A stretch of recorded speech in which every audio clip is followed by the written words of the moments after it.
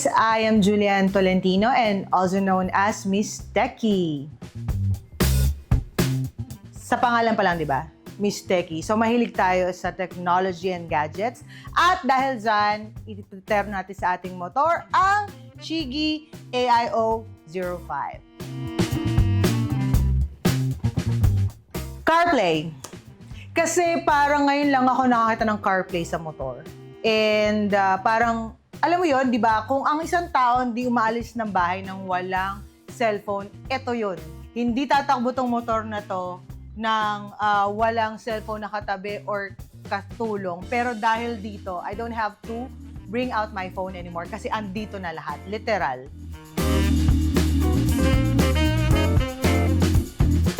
Of course, pag kasi talagang nagra-ride ka, madalas, ikaw yung inaasahan sa navigation. Napakalaking bagay na yung gamit mong navigation system or navigation device is a reliable one.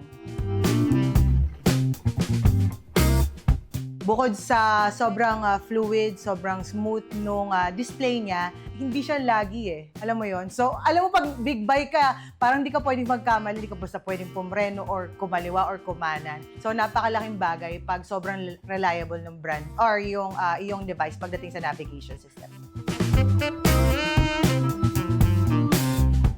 Actually, hindi siya malaking bagay. Sobrang laking bagay. Kasi parang either a newbie ka, lady rider, basta nag-ride ka, parang all-in-one dito mo makakuha. Yung safety, first of all.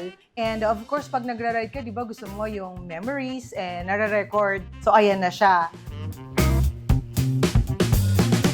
You can also see yung mga important notifications sa phone mo without even bringing out the phone.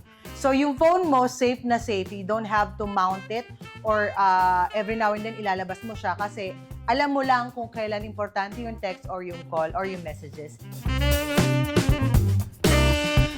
At the same time, yung mga monitoring system niya like sa tire pressure and tire temperature, nandyan na din.